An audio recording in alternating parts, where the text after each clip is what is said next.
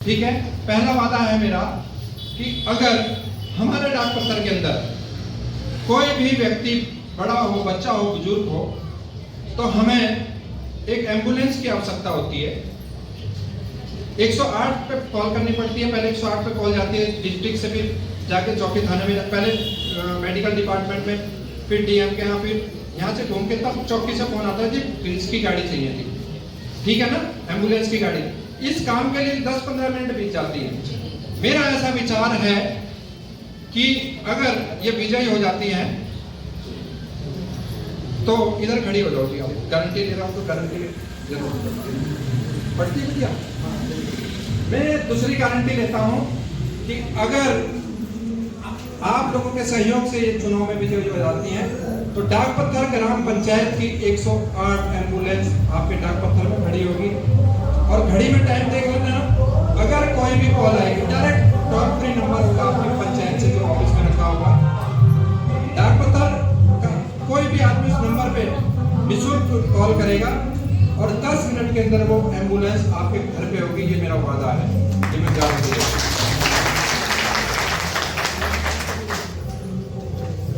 दूसरी बात, एक बात और पूछना चाहता हूं। देखो, ये मैं समाज से निकल के आया इसलिए मुझे दिक्कतें पड़ी। क्या आप लोगों के घर से कूड़ा उठ के जाता है? नहीं जाता है। गाड़ियां जो लग रखी उधर अमीर लोगों के लिए, मेरे गरीब लोगों के लिए कुछ नहीं लगा। कूड़ा उठाने का काम मेरे गरीब लोग कर रहे हैं और उनके घर से कूड़ा नहीं होता। ये भेदभाव नहीं होना चाहिए। मैं आप लोगों से वादा कर रहा हूँ, मुझे लगा कि ऐसी दिक्कत है, वास्तव में दिल से दर्द है।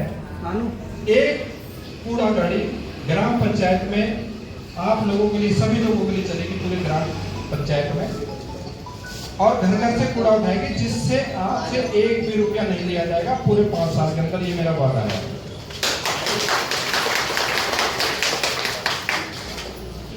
एक दिक्कत और होती है कि गली में, मोहल्ले में जब बारिश होती है तो पानी भर जाता है, पानी भर जाता है। डाक पत्थर के चौराहे में पानी भर जाता है, भरता है, निकलना मुश्किल हो जाता है।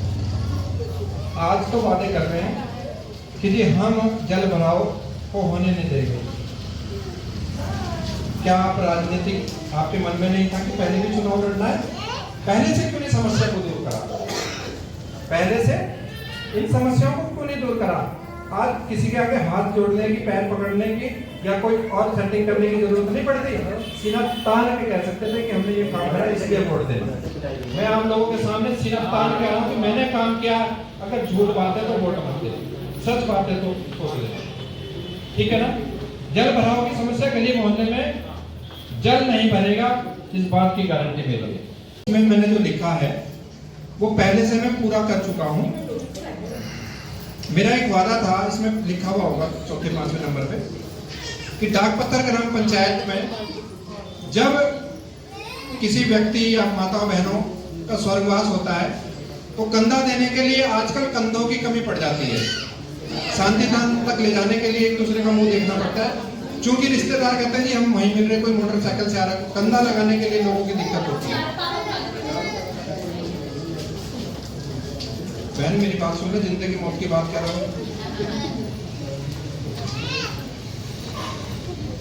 पहली समस्या मैं पिछले 2 साल से कह रहा था, यहाँ के जो नेता खड़े हो रहे हैं ना, उन लोगों से मैंने कहा कि भाई जी शांति धाम के लिए एक ऐसा 100 वाहन हम कर लेते हैं, पैसे इकट्ठे करके या मिलजुल के। जो 100 वाहन होना चाहिए, अब जो 100 वाहन आता है विकास नगर से आता है, वो हरमनपुर भी जाता है, वो विकास नगर वालों को भी देखता है। डाक पत्थर वालों का नंबर लगा या ना लगा बहुत कम मिलता है। तो मैंने जब यहाँ के नेताओं से ये बात कही कि भाई जी हमारी भी एक ग्राम पंचायत की 100 वाहन होना चाहिए, तो उन्होंने पता मुझसे क्या कहा, हाँ हाँ ठीक है, सुझाव अच्छा है, और जो मुझे हमें बता दें, हम भी कर लेंगे, हम भी कर लेंगे। मतलब पल्ला सा झाड़ दिया ये कह के कि ठीक है, ठीक है। 1 से कहा, 2 से कहा, 4 से कहा, किसी ने ये नहीं कहा कि रविंद्र भैया ये 10 रुपए रखे हुए हैं, ये 10 रुपए रखे हुए हैं, इनसे शुरुआत करो और जो भी होगा मिलजुल के करेंगे।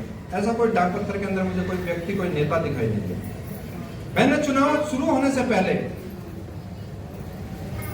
ये घोषणा कर दी थी कि अंतिम 100 वाहन डाकपत्र ग्राम पंचायत का अपना होगा, चुनाव में वोट मत देना, हरा देना, लेकिन वो आप लोगों के लिए होगा ही होगा।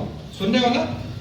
चुनाव में वोट देना ना मत देना, लेकिन अंतिम 100 वाहन मेरी तरफ से ग्राम पंचायत डाकपत्र के लिए गिफ्ट है, ये मेरा वादा है।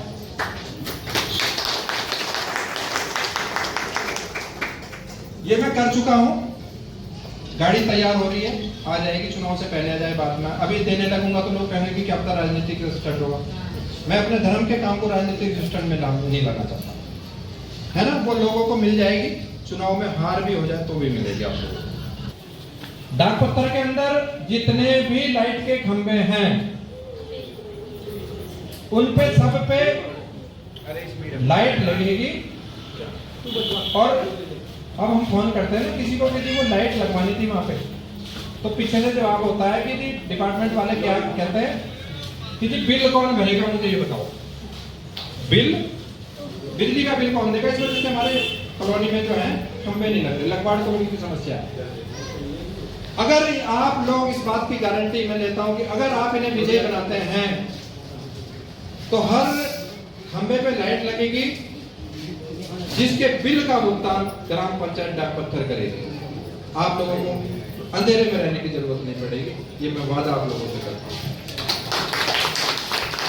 उसका कारण है यह है कि बहुत सारे बजट में पैसे आते हैं, वो आप लोगों का 1-1 रुपए का सदुपयोग हो जाए, दुरुपयोग ना हो। जिस चीज की आवश्यकता है वो उस चीज में बजट हमारा खर्च होना चाहिए। एक और मेरे जो मुझे दिक्कतें आती थी, मेरी माताएं, मेरी अम्मा जी, मेरे पापा जी, मेरे पिताजी की उम्र के जो रहने लोग हैं, उनकी पेंशन लगी हुई है, और पेंशन लगवाने के लिए पेंशन जब होती है रिन्यूअल, साल भर में एक बार या तो देहरादून जाना पड़ता है ट्रेनिंग के लिए, या जाना पड़ता है, और वहां पे जाके बुजुर्ग माता पिता दूसरों से फार्म भरवाते हैं, बड़ी दिक्कतें होती है, खड़ा होना पड़ता है। मैं आप लोगों से वादा करता हूं कि हर वृद्ध पेंशन योजना जो आती है रिटायरमेंट के बाद, उनका जो जीवित प्रमाण पत्र बनेगा, आप लोगों के पंचायत में बैठ के बनेगा, आप लोगों को यहाँ से बाहर जाने की आवश्यकता नहीं होगी। एक और योजना जो मेरे दिमाग में है कि महीने में 1 बार या 2 बार एक अच्छे डॉक्टरों की टीम हमारी पंचायत की तरफ से आप लोगों को दी जाएगी। हर व्यक्ति जो बीमार है, शुगर है, बीपी है, कोई बीमारी से ग्रस्त है, अपना चेकअप, अपना टेस्ट ओपीडी के रूप में एक डॉक्टरों की टीम आप लोगों को दी जाएगी ग्राम पंचायत की तरफ से। कोई भी मेडिकल से संबंधित अपनी वहां पे ट्रीटमेंट करवा सके। हर 15 दिन में, हर 1 महीने में एक टीम बैठा के दूंगा, ये मेरा अगला वादा है। एक वादा और है आप लोगों से, मैंने अपने भाषण में कह दिया, वैसे कहने की जरूरत है, फिर भी वादे कर रहा हूँ, रिकॉर्ड हो रही है बात, आप वीडियो ले लेना। अगर वादा पूरा ना हो तो मेरे घर आ जाए मुझे पकड़ने के लिए। डाकपत्र के अंदर जितने भी ठेकेदार ठेकेदारी कर रहे हैं, मेरी पूरी कोशिश रहेगी कि पहले वरीयता अपने लोकल के व्यक्ति को मिले। रोजगार अपने व्यक्ति को पहले मिले। बाहर से आने वाले प्राइवेट सेक्टर में जो काम कर रहे हैं, प्राइवेट काम कर रहे हैं, उनका नंबर बाद में आए। पहले हर घर से एक रोजगार बाहर निकल के आए और यहाँ पे काम करें। एक अंतिम 11वीं योजना में आप लोगों को सामने और बता रहा हूँ, क्योंकि मैं धार्मिक प्रवृत्ति का रहा हूँ। आज से 10-12 साल पहले मैंने यमुना पूजा के लिए एक संकल्प लिया था। किस किस को पता है कि डाकपत्र में यमुना पूजा होती है? हाथ खड़ा करो। डाकपत्र में यमुना पूजा हुआ करती थी। मेरा एक उद्देश्य था कि जब हरिद्वार में गंगा माता की पूजा हो सकती है तो डाकपत्र में यमुना पूजा क्यों नहीं हो सकती? ये यमुना माँ है हमारी, इसने हमारे पिताजी को नौकरी पे लगवाया, इनकी वजह से ये प्रोजेक्ट लगा है। उस कमाई से हम बड़े हुए, पल के बड़े हुए ना, पाल को उसके बड़ा करा, यमुना माता की देन है। और वो यमुना माता की आरती हम लोगों ने शुरुआत करी। माननीय श्री मधुसूदन कौशिक जी आज स्वर्ग में बैठे हुए हैं। उन्होंने कहा कि बेटा इस काम को करो, बहुत अच्छा रहेगा। ज्ञान भाई है मेरे साथ में, टीम के मुख्य सदस्य थे, लेकिन वो आरती 151 आरतियां वो करते थे थाली से, हम सब लोग ऐसा नजारा होने लग जाता जैसे हरिद्वार में हो रहा हो। वो आरती हमारे राजनीतिक व्यक्तियों की भेंट चढ़ी है, अन्यथा तो यहाँ का कोई भी आदमी लोग बेरोजगार नहीं रहता। क्यों नहीं रहता? हरिद्वार के अंदर बैठे हुए जितने रोजगार है, दुकान ढाबे खाने के सब व्यवसाय चल रहा है। इसलिए चल रहा है कि लोग वहां पे आ रहे हैं, गंगा पूजा में सम्मिलित हो रहे हैं। तो क्या मेरे डाकपत्थर एक पर्यटक स्थल है, एक गुलदस्ता है? क्या यहाँ पे यमुना आरती नहीं हो सकती थी? बाहर के लोग यहाँ पे आते, होटल बनते, कमरे बनते, आप लोगों का व्यवसाय चलता, बेरोजगार तो आप हो ही नहीं सकते थे। उसके अलावा स्वयं सहायता समूह के माध्यम से श्रीमती रजनी जी स्वयं वो खोल रखे हैं, उन्होंने समूह खोले हुए हैं और स्वयं रोजगार करने के लिए पहले से 180 लोगों की टीम है। क्या इनमें से कोई स्वयं सहायता समूह से जुड़ा हुआ है? नहीं जुड़ा हुआ। बहन जी, ये हमारी राजनीति का ये समझिए कि शिकार हो रखे आप लोग।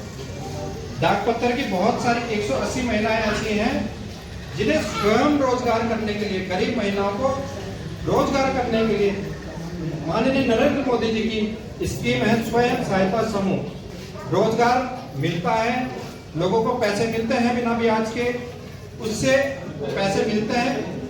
आप लोग उससे रोजगार करें, अपने रोजगार को पहले 10,000 रुपये मिलेंगे, फिर 1 लाख रुपए मिलेंगे। अच्छा काम करने वाले व्यक्ति को 5 लाख रुपए तक मिल रहा है समूह के माध्यम से। समूह को जरूरत है तो रोजगार करने की क्या आप लोगों को जानकारी नहीं होनी चाहिए थी?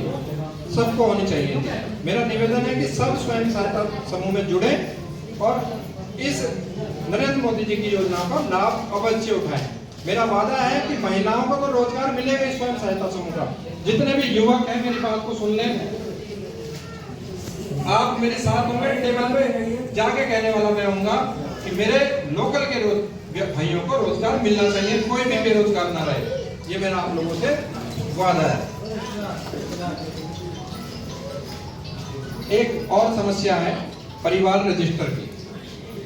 डाकपत्थर के जितने सरकारी कर्मचारी हैं, जितने लोग रहने वाले हैं, उनका परिवार रजिस्टर में नाम अंकित नहीं होता, जिसकी वजह से उन्हें बहुत सारी दिक्कतें होती हैं। आप लोगों को नहीं हुई होगी, लेकिन जिन्हें हुई इस बात का पता है।